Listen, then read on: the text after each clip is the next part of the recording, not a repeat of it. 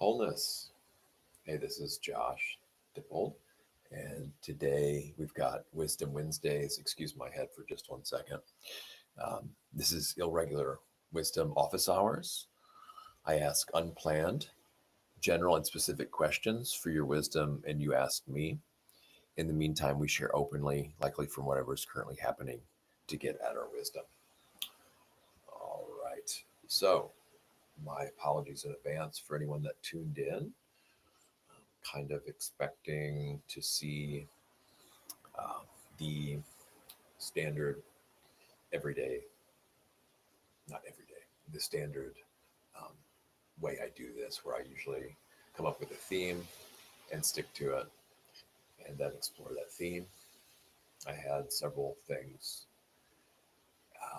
as potentials, but here what I find is most wise is something completely different than normally. Although, please chime in with any questions, comments, and things like that and see what I can do. But for now, I would like to just explore moment by moment what this means to do kind of energetic monitoring and protection, especially for our loved ones and ourselves, and how that works in a group environment, um, how it applies in the group environment, and how it will apply before, during, after the event, and outside the group environment.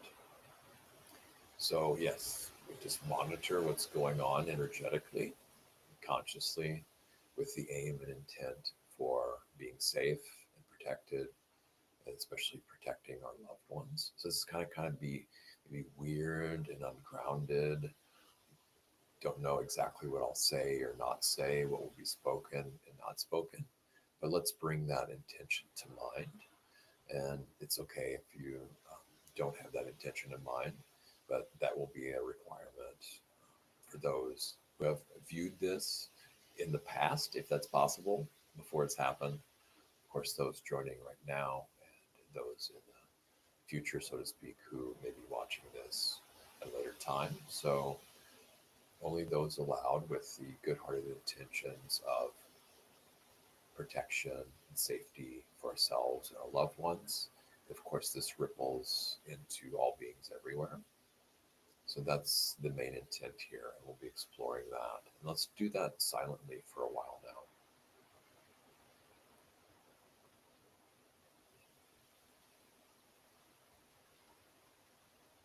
Now, we don't necessarily have to sense into threats, so to speak, although that could be part of it too.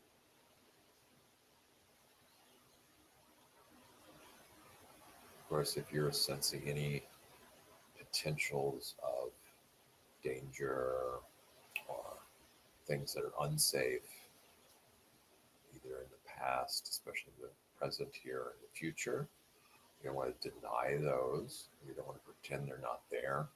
But I don't feel we need to actively go looking for those either.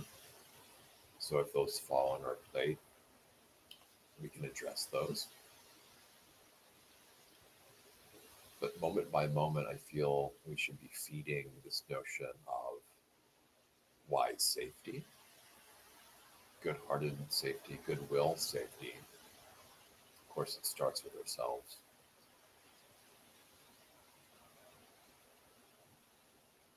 So holding that intent in our heart especially.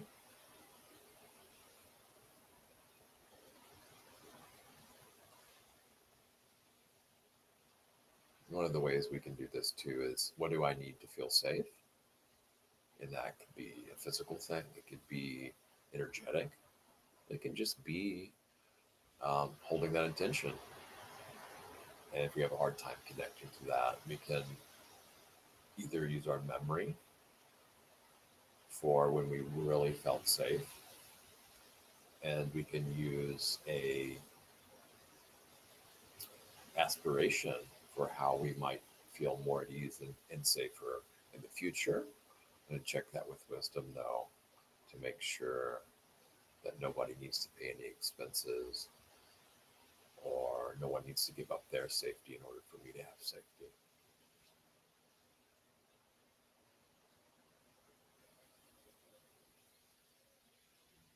And this might bring up some unresolved things, and that's okay. And you can just say, "It's okay, dear one. We can address those later because they need addressing. Right now, if it's okay, it's not the time. We just want to focus on the immediate safety that's available here and now, and what energy needs to be addressed to cultivate this added safety for ourselves and those around us, especially in our loved ones."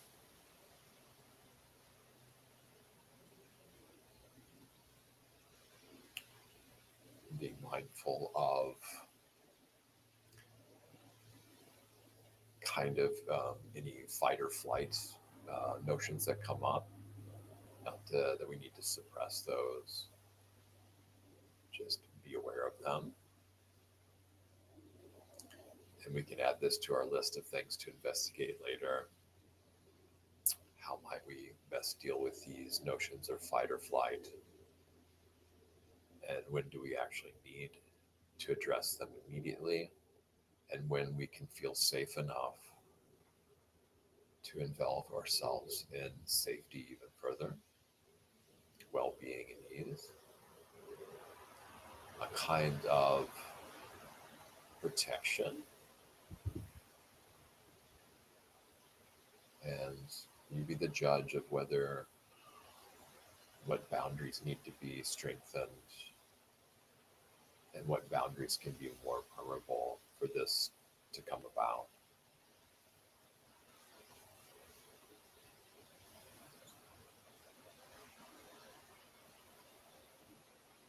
How at times it can be helpful to shut down, protect ourselves, and how sometimes it can be helpful to open up and hold the right space, create the right space, inhabit and be present in the right space for safety.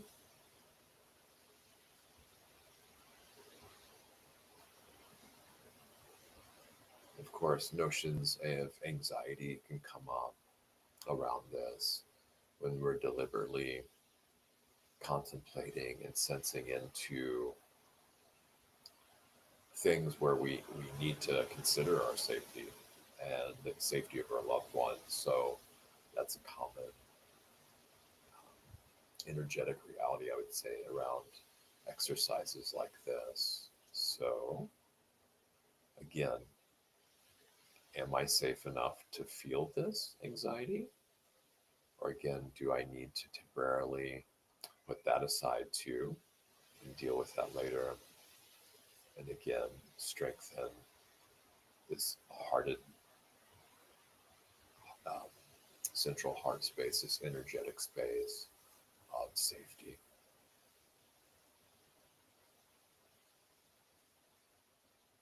One of the things that can help with that is grounding in the here and now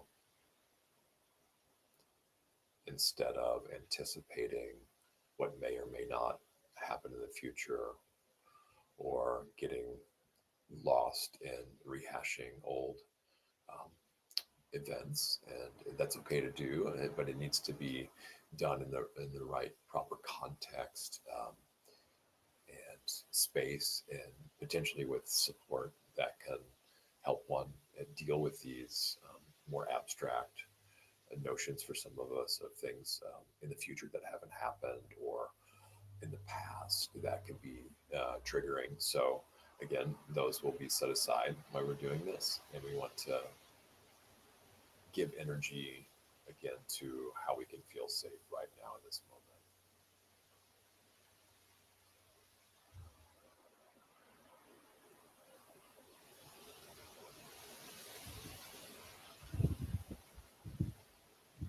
And this very interesting notion of safety around strangers too. Like, I'm really not aware of the details of who's here. And, this notion of stranger danger. there's also this notion of welcoming, and until otherwise proven guilty, then okay, here it is. What do I do with what's on my doorstep? How can I be wise about what's here?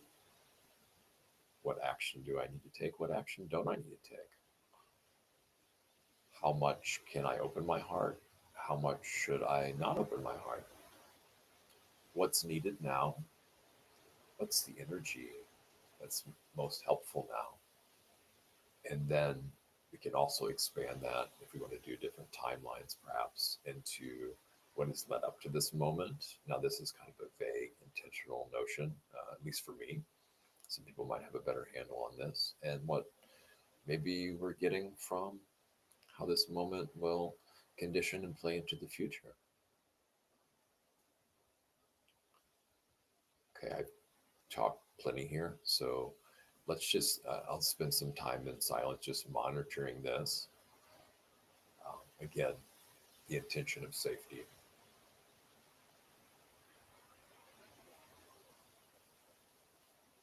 How might we drop what needs to be dropped and strengthen safety? And what tools do we need to pick up to help strengthen this notion in a wise, healthy way that's for our benefit and that of our loved dear ones and those around us, and even more beyond that to all beings everywhere, potentially, especially in the long term.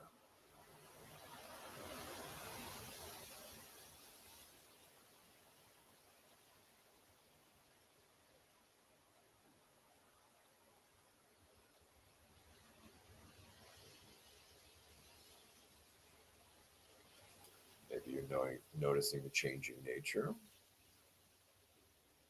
and wondering how active you need to be in this energetic process and how passive you can be.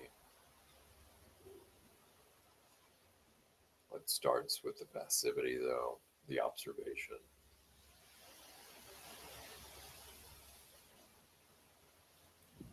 So we can observe the energetic environment, and then we can ask what's needed now. And then we can kind of field test and contemplate, okay, what may happen if I apply this energetic technique? What the potential outcome will be? I know this is very subtle layers here. And then if we get, oh, okay, this will be beneficial, then we can go ahead and apply that technique or energetic practice. And then we want to observe again, and we want to see, okay, what do I notice about the outcome of that? And if it's beneficial, we can keep that up. But if it's not, we can drop it. Wise effort.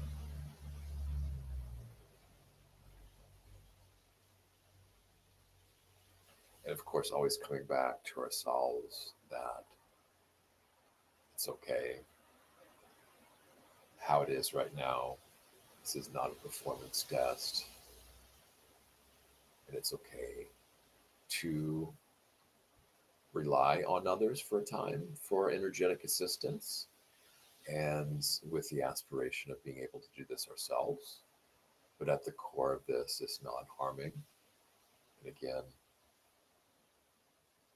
the boundaries needed to be established and enforced to not allow harm from ourselves and from others, especially if we're in protective roles, influencing roles.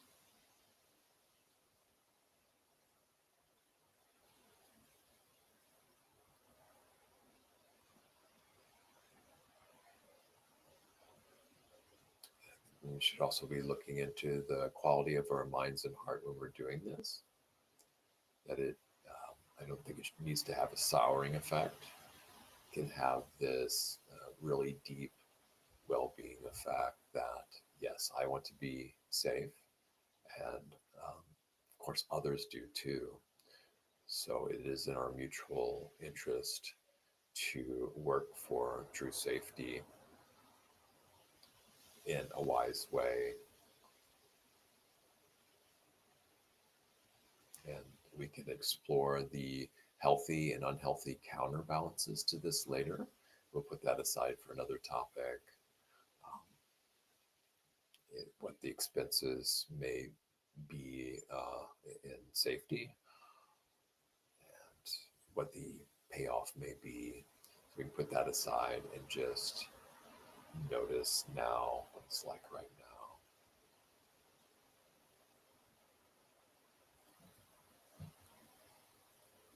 And yes, there can be a quivering and a wavering in the heart.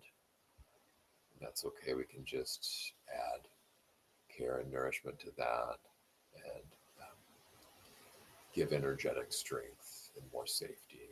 So where it's feels safe to do that, and it's okay to support that as well. Okay, guys, I appreciate you sticking with me here on this. Now I'm just looking at the exact time, and we've gone a minute over. So, um, yeah, I appreciate um, being here and exploring this and agreeing to safety and non-harm. Why we're doing this practice, either before it happened, right now, during it, and into the future. Otherwise, yeah, the other intentions really aren't valid. So, um, yeah, and this was a really interesting experiment in a way on my part doing this live with, I guess, it's a kind of a mystery. I don't know who you guys are, and that's okay. So, and hopefully everyone's got something out of this and this be a benefit. And if not, please drop that and yes, only take what's helpful and useful for yourselves and others, especially in the long term. All right. May you all be safe. Thanks for joining again. Bye.